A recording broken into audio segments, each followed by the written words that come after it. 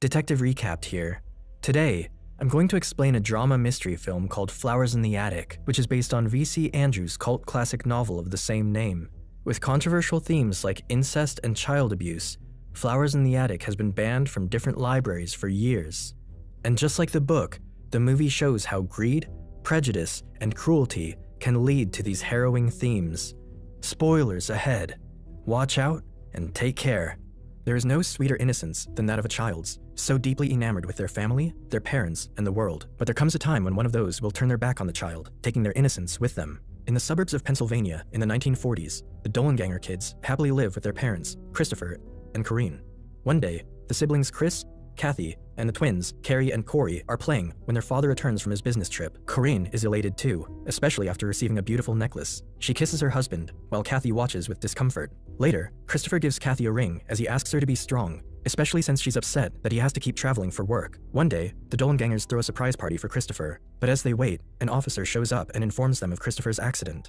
Time passes, and Corinne's changed a lot since the death of her husband. But since her twins won't stop asking about their father, it's up to Chris to explain to them gently that Christopher is dead and he's not coming back. Kathy then informs Corinne that she can't stay in ballet class unless they pay their previous debt, and Corinne assures her she's doing the best she can. She adds that it isn't easy for a woman to get a job and support 4 kids on her own, and Corinne notes that she's only good at being pretty. However, Corinne believes that Kathy is more aggressive and determined, just like Christopher's mother, implying his mother is lovable, unlike Corinne's own. Death doesn't just take the person who died with it. It claims bits and parts of the bereaved, and sometimes it almost feels as if the dead took their grievers with them. With Corinne still in the throes of her bereavement, Chris and Kathy seem to have lost their mother too, leaving them to take care of the twins while much of their lives are being thrown into shambles. Later on, Corinne informs Chris and Kathy that they'll be living with their wealthy parents in Virginia, surprising the kids since they thought they had no other family members. Apparently, there's been a wedge between Corinne and her parents, so she and Christopher thought it would be best if they kept their distance. Although they are sad and hesitant to leave their life in Pennsylvania, Chris and Kathy have no other choice but to accept their mother's decision, especially since the bank will repossess their belongings. Before Corinne leaves, she tells the two that their name isn't really Dollanganger, but Foxworth. Upon arriving at the Foxworth Hall, the children and Corinne are greeted by Olivia, her mother. Olivia seems unhappy about their arrival, but she invites them in anyway. Olivia constantly reminds the kids to be quiet as they make their way to their room, which leads to the attic. There, Olivia expresses her concern about the children having some sort of defect or affliction, but Corinne asserts her children are perfect. Before they could rest, Olivia protests that Chris and Kathy can't share a bed. Annoyed, Corinne asks her mother to put Chris and Kathy in separate rooms, but Olivia opposes, saying the attic is the only place where her husband, Malcolm, won't hear the children. She then tells Corinne to make the 2 girls sleep in one bed while the boys sleep in another. As the kids take their places, Olivia informs them that she will lock the attic from the outside, before instructing them to always keep the drapes closed. Before Olivia turns her back on the children, she firmly reminds them that God sees everything they do behind her back. Despite being family, the resentment Olivia feels toward her daughter and grandchildren is unmatched. Just the way Olivia looks at them shows deep-rooted hatred that the Dollanganger kids will soon understand. Olivia's making her grandchildren bear the sins of their parents, whatever they may be. She even goes as far as to assume that the children aren't innocent because Corinne wasn't, hence why she made the girls and boys sleep separately. Once Olivia is gone, Chris realizes that their grandfather doesn't know they're there. With no other choice, Corinne admits to Kathy and Chris that she did something her parents disapproved of when she was 18, so her father wrote her out of his will. Corinne then tells them that she needs a few days to win her dying father back, and when she does, Malcolm will write them back into his will. Corinne promises to visit the kids as much as possible, but then reminds them not to do anything that will anger their grandmother. As they talk, Olivia returns and demands Kathy to hand over the promise ring her father gave her. Naturally, Kathy refuses to, making Olivia mad. But Kathy eventually yields, and Olivia warns Kathy to never mention her father in that house again.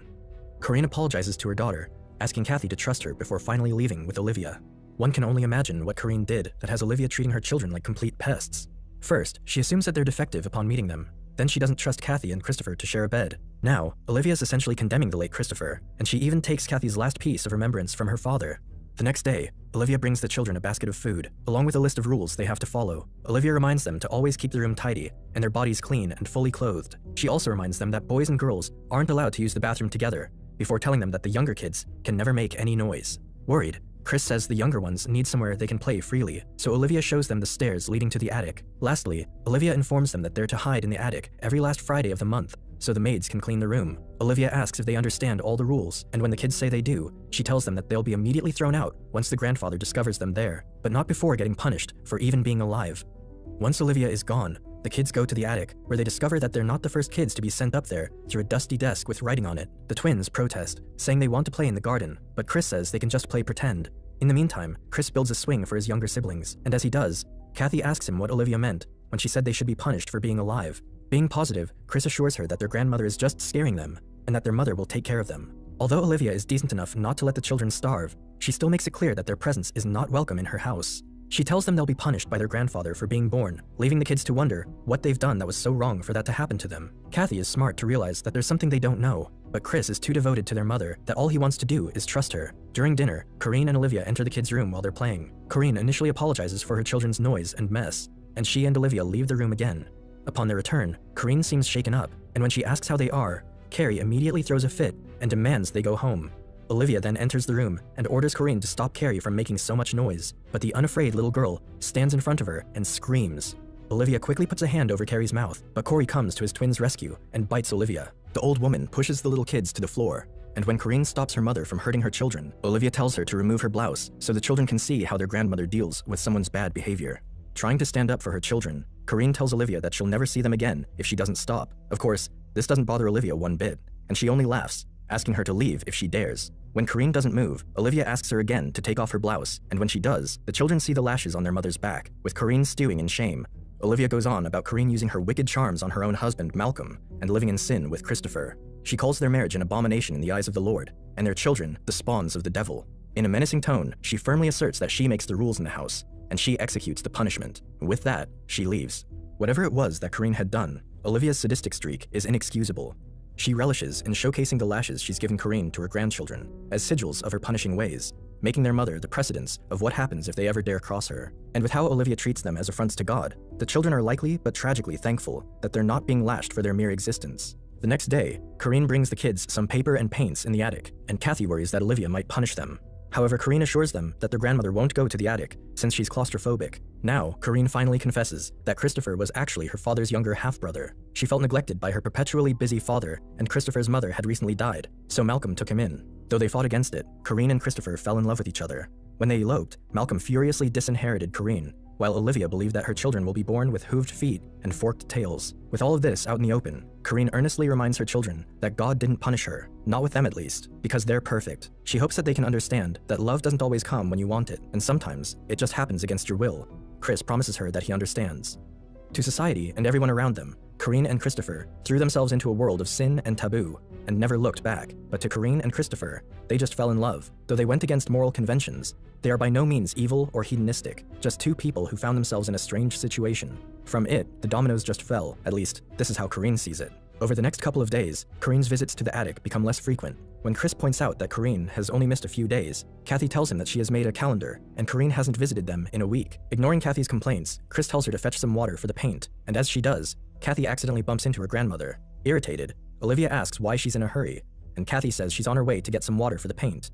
Seeing that her grandmother is confused, Kathy explains that they're making a garden in the attic, so the twins won't be scared. As they talk, Olivia makes a rude remark about Corinne, saying the only talent she has was for the opposite gender. Unsure of what to say, Kathy tells Olivia that she's a ballet dancer, and Chris is an artist. Olivia then asks Kathy if Chris has ever painted her naked. Soon, Kathy gets shaken up because Olivia keeps accusing them of doing bad things, but Olivia dismisses her and goes on a tirade about how males know all about wickedness from birth. As the children move to the attic for the general cleaning of their room, Olivia gives Kathy some flowers for their fake garden.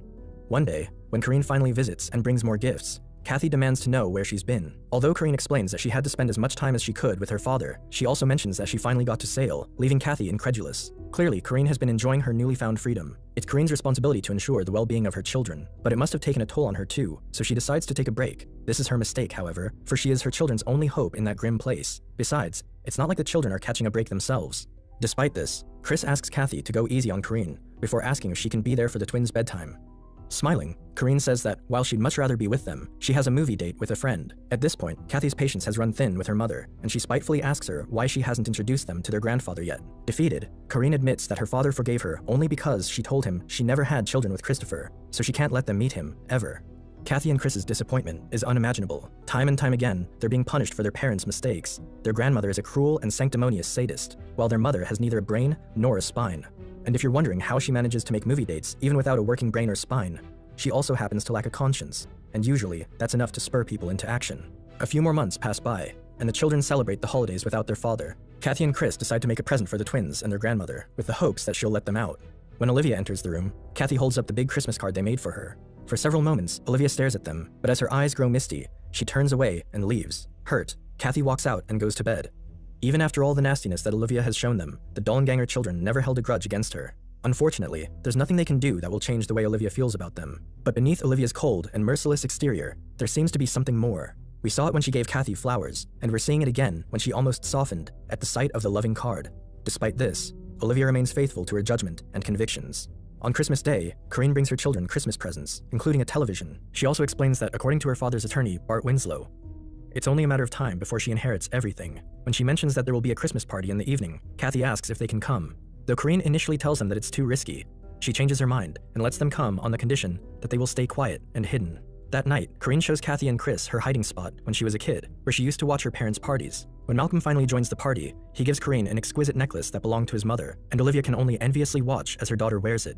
As the gathering continues, Kathy and Chris see their mother flirting with Bart Winslow. Before the adults return to the party, Bart mentions how he can't wait to spend his life with Corinne, leaving Kathy and Chris confused. When Kathy says she'll go back to their room, Chris decides to stay behind and explore the house. As he does, Chris finds Corinne's beautiful room, which is a far cry from the shabby attic they're staying in. Corinne then goes to the attic to check on her children, and when she realizes that Chris isn't there yet, she snaps at Kathy. When Chris finally shows up, Corinne slaps her son and threatens to whip him and Kathy if he explores the house again. Now more than ever, it's painfully obvious how out of touch Corinne is with her deprived and hidden children. She's too fixated on getting her father's money, and she's already in the spend my life with you phase with some man. But worst of all, Corinne is turning into her mother with the way she laid a hand on her children and the awful way she threatened them. The next day, Corinne apologizes to Kathy and Chris, saying she didn't mean what she said about the whippings, and she's just scared they'll get caught. When the two kids ask Corinne if she's with Bart, Corinne assures her children she's just helping them get the money. Whenever Kathy and Chris get doubtful about their mother's plans, she always tries to get their sympathy by repeatedly saying that everything she's doing is for them. Even though it's obvious that something is going on between her and Bart, she still lies to her children about it. Whatever her reasoning is, this just makes her look even guiltier. After a year in the attic, Kathy notices the changes in her body. She talks about it with Corinne, who explains to her that she and Christopher will learn a lot of new things about themselves. She then gives Kathy some new clothes, and when Corinne leaves, Kathy checks the undergarments that her mother gave her. As Kathy tries them on, Chris accidentally walks in on her, leaving the two of them embarrassed. Olivia then shows up too, feeling triumphant that she finally caught the siblings doing something supposedly wicked. The siblings insist they're not doing anything bad, but Olivia won't believe them. With that, she decides to cut Kathy's hair as punishment. When Chris stops her from doing it, Olivia tells him to do it instead, or they will all starve for a week. However, Chris refuses to cut Kathy's hair, and the four siblings are forced to ration their food for 7 days. As they starve, Kathy almost gives up and cuts her hair, while the twins' condition deteriorates. When Olivia finally brings them food, Kathy and Chris happily eat before going to bed. Unfortunately, Kathy wakes up the next day with tar in her hair. After several failed attempts at getting it off, Kathy finally decides to have Chris cut her hair. Regretfully, Chris says he tried so hard not to think of girls, but as he brushes his fingers against her skin, he talks about wishing that she wasn't so close. Embarrassed, he quickly cuts Kathy's hair before leaving her to stare at herself in the mirror. If you want to distinguish whether someone is genuinely concerned or just self-righteous, take a look at Olivia. Instead of being concerned, Olivia immediately got up in her high horse and cruelly reveled in how the siblings had confirmed her accusations. Kathy's hair serves not just as her punishment, but as an "I told you so" note that they can't just crumple and throw away. And as for Chris, he's finally having his moment of weakness, which is unfortunately expected, seeing as he's a teenager locked up in an attic, but one can only hope that his sister won't become his outlet. After another year, Kathy and Chris decide to sneak out of the house and swim in the lake. Kathy wonders where Corinne is, and Chris doesn't even know if they can still trust their mother. The next day, Corey and Carrie find a mouse, and even though Kathy is unsure whether the twins should keep it, she just lets them. When Corinne finally shows up one day, she informs the kids that she just got back from her honeymoon with Bart in Europe. The older children are disappointed that their mother got married without telling them, and they tell her that her presence won't make up for the amount of time they've lost. Crying, Corinne tries to make them understand that what she's doing is for them, but Kathy and Chris are having none of it, especially after confirming that Bart doesn't even know about them. Chris, who's always been devoted to Corinne, is beginning to question his mother's actions. He's finally feeling what Kathy feels, which is neglect. More and more are the children starting to look like afterthoughts in their own mother's life. And while Corinne doesn't whip them or hit them, her neglecting them in the attic of a woman who sees them as the devil is violent in and of itself. One day, Olivia brings the kids some donuts from Corinne, and the twins immediately try them. Seeing as he has his father's name, Olivia refuses to call Chris by his name, and he gets mad about it. In turn, Olivia threatens to whip Kathy and the twins if he doesn't take his shirt off. With no other choice, Chris orders Kathy to go to the attic with the twins, and once they're gone, Olivia proceeds to whip him. Later on, Kathy tends to his wounds and expresses her fear of losing Chris. He kisses his sister and assures her that he's not going anywhere. This wouldn't have happened if there was an adult around to supervise them. The children are growing up in the attic, and with no one to answer their questions or guide them, they are naturally bound to explore their emotions. Kathy and Chris are both hurt and lonely, and with their parents gone, it's easy to see why they turn to each other. When Olivia visits them in the morning, Chris pretends to ask for her forgiveness. He kneels in front of her, saying she was right about them being the devil's spawn. When Olivia tells him to pray for his sins and leaves, Chris reveals that he was just acting to get the shape of the attic key in the soap he's holding. He then carves a wooden copy of the key, and while he's working on it, Kathy suggests they rob the house and take all the money and jewelry they can. The older siblings start stealing from their mother, but they only manage to get a bit of cash. As they discuss their escape plan, they find out that a fence is being built around the property. Chris decides to check it out, while Kathy goes to Corinne's room, where she finds Bart sleeping. Out of curiosity, Kathy kisses him on the lips before quickly leaving. Outside, Chris learns that an electric fence is surrounding the place. Once he finds where the main switch is, he returns to the house. There, he overhears Corinne and Bart talking about his lost wallet, and he mentions that he dreamed about a young blonde girl kissing him. Chris quickly confronts Kathy about it, and when she claims to have just been curious, Chris gets frustrated and almost hurts Kathy, but he eventually calms down, and Kathy kisses him. With that, the two sleep together. Here, Kathy and Chris have reached the point of no return. Left with no one to turn to but each other, the two developed a misguided sense of affection, attraction, and even possessiveness for one another. Without a doubt, the sordid circumstances that trap them have changed the way they interact with the world and with others. Morning comes, and Chris admits to Kathy that he loves her, and that he doesn't know if he can ever love anyone else. Carrie then informs them that Corey is sick, so they immediately ask Olivia and Corinne about it. Corinne, however, shows reluctance about it, so Kathy openly questions her role as a mother, asserting that she's forgotten about her children. Insulted, Corinne slaps her, but since Kathy's already had enough, she slaps her back. Kathy warns that her perfect life will be over once Bart and their grandfather find out about them. While they're arguing, Olivia steps in and says that Corey should be taken to the hospital before Corinne finally takes Corey away.